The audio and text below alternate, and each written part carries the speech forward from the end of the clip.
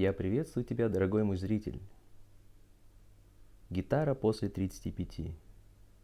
В этом ролике я расскажу свои топ-3 причины, по которой ты просто обязан взять гитару, либо другой инструмент, и, несмотря ни на что, начать заниматься. Первую причину я расскажу словами из песни.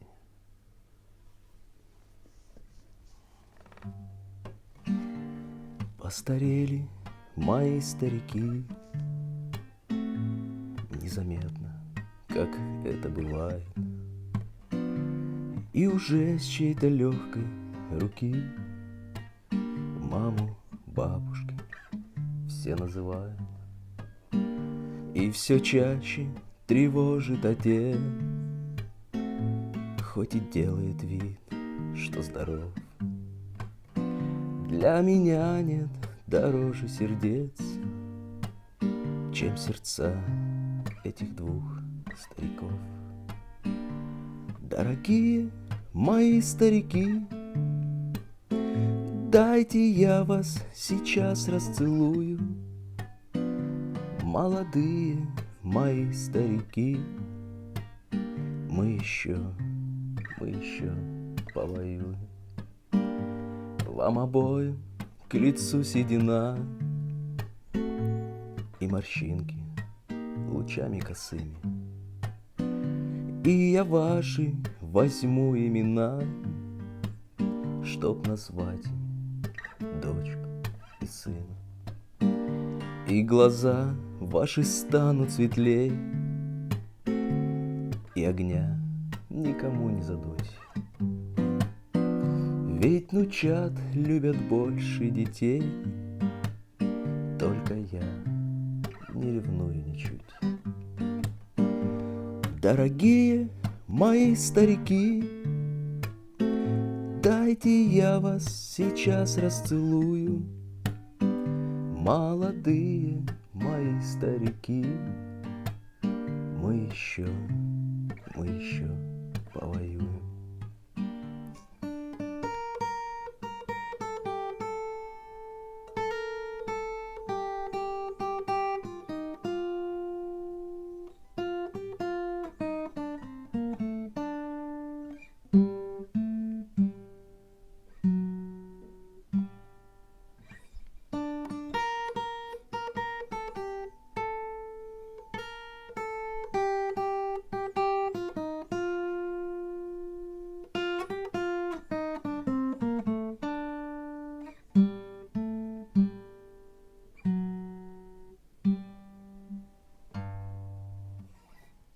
Дорогой мой зритель, знал ли ты тогда, маленький, самоуверенный засранец, убегающий из дома, когда собирались все родственники поговорить, поиграть, возможно, настольные игры?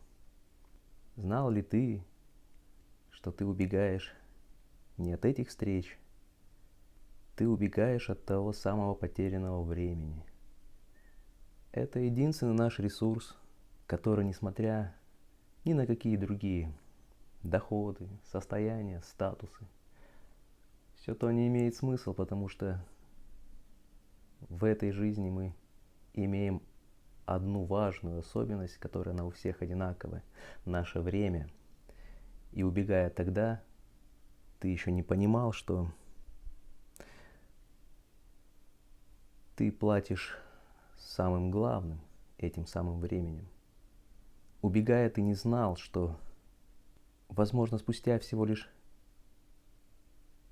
буквально несколько эпизодов под названием «Год» в нашей жизни, может случиться так, что тебе некому будет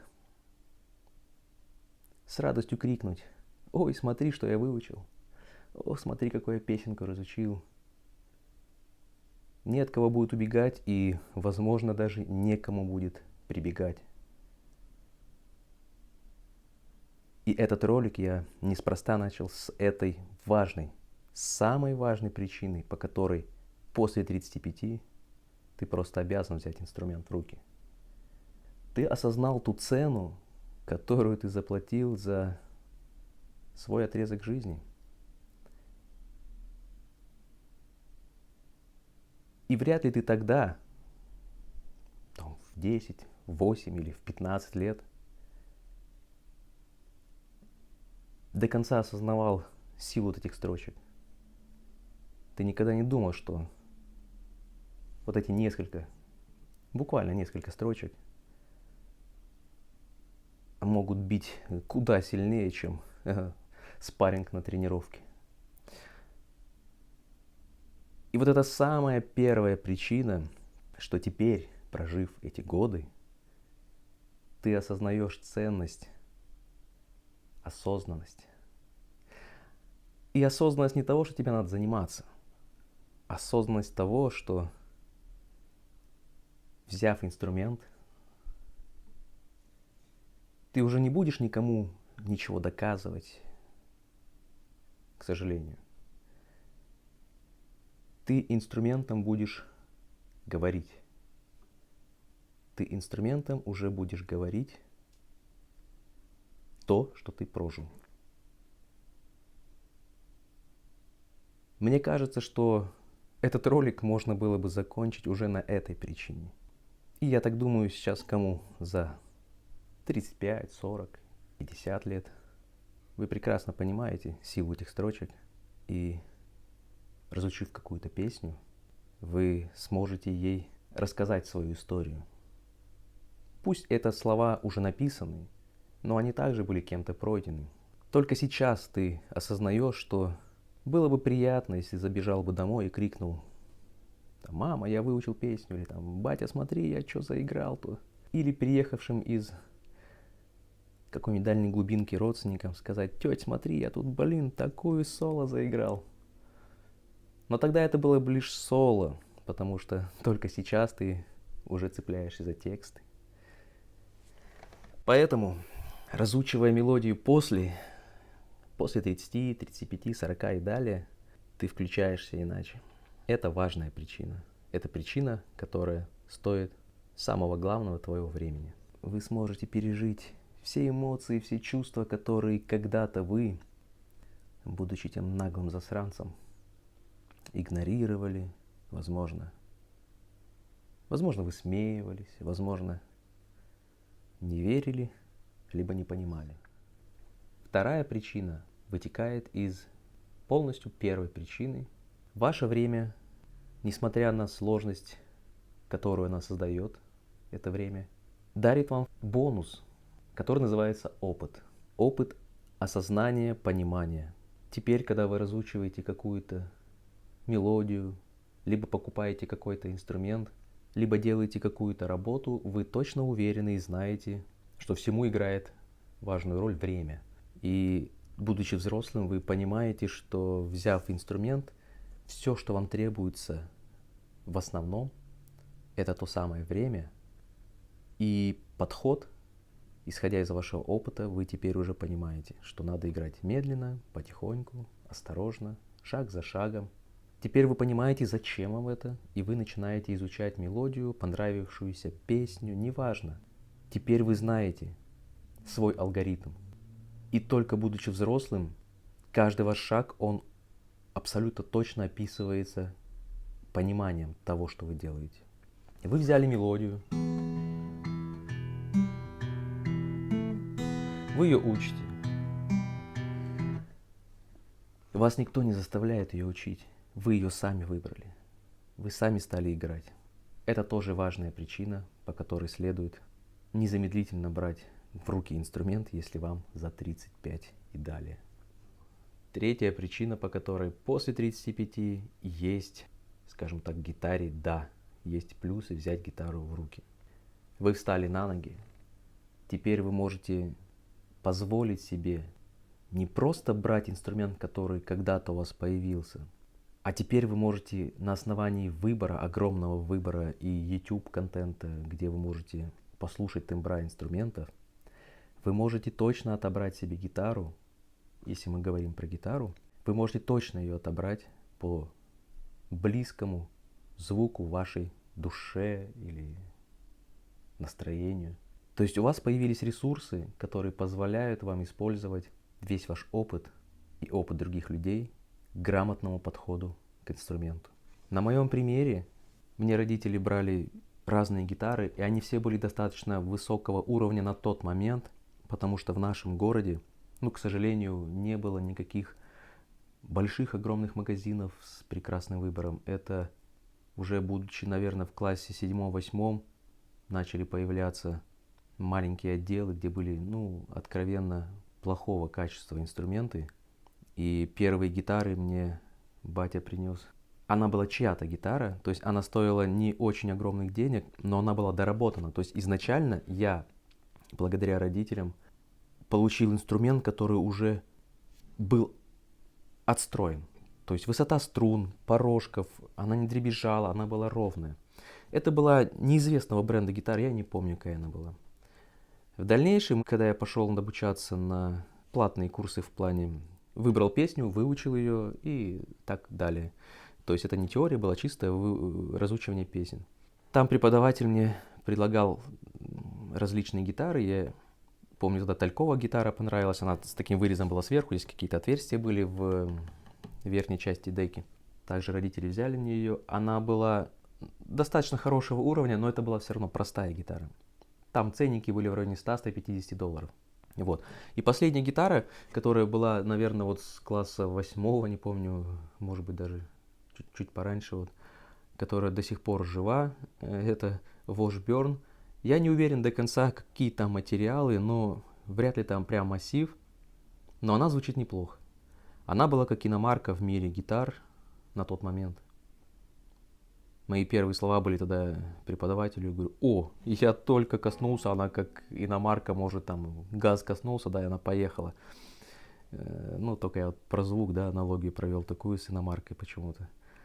Да, гитара стоила 45 тысяч тенге тогда, это, наверное, было $200 скорее всего, может быть даже 300. Эта гитара имела сильные ограничения технические, но она хотя бы звучала и была удобной. Поэтому ресурсы, они важны. Далее, там отец мне привозил, электрогитары были. Но не было у нас здесь выбора взять серьезный инструмент. Не было просто возможности такой. Это надо было куда-то в Россию выезжать, там искать в больших городах. Поэтому, когда вам уже за 30 и далее, скорее всего, вы можете уже более серьезно отнестись к подходу, к выбору инструментов и найти тот самый инструмент, который очень и очень сильно близок вам по тембру, по вибрациям, по настроению игры, по удобству игры. Поэтому, дорогой мой зритель, мои 3 причины – это просто тот самый важный момент в вашей жизни, который позволит вам немножечко насладиться все-таки процессом игры, процессом изучения, наверстать то упущенное, что, возможно, в вашей жизни по разным причинам не могло быть. Опираясь на мои 3 осознанности, 3 осознания, о которых я вам рассказал, я призываю вас взяться за инструменты, разучить, поиграть, попеть. Поверьте, иногда, сидя с гитарой, не соблюдая никакие ритмы, темпы, никаких сложностей, вы просто взяли какую-то мелодию и начали ее играть.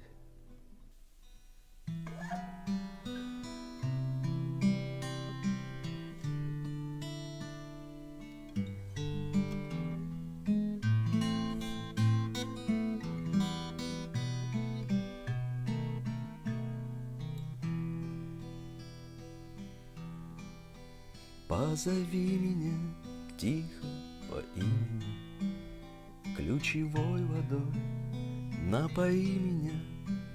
Отзовется ли сердце безбрежное, несказанное, глупое, нежное? Снова сумерки входят бессонные, снова застят мне стекла оконные.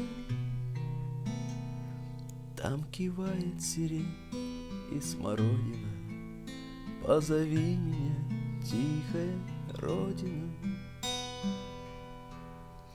Даже несмотря на то, что эту песню я выучивал еще в 7, 8, 9 классе, другой был тембр голоса, она мне сейчас высокая по тональности. Главное, что вы погружаетесь в эту мелодию, вы наслаждаетесь процессом, возможно, текстом.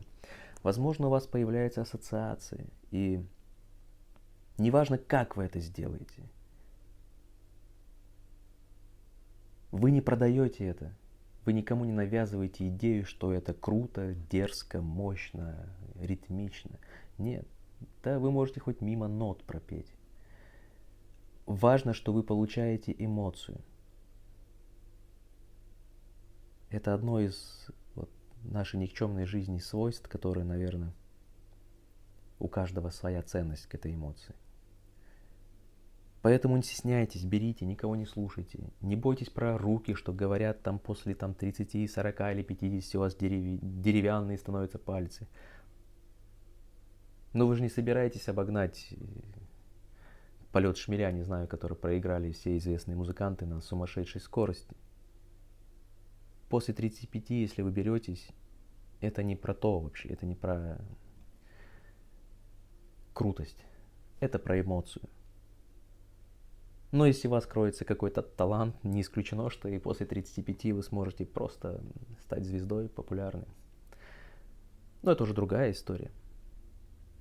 Поэтому, дорогой зритель, не бойся, бери, играй, делай, учи, дари эмоции, получай эмоции, рассуждай музыкально. Это прикольно. Всем пока.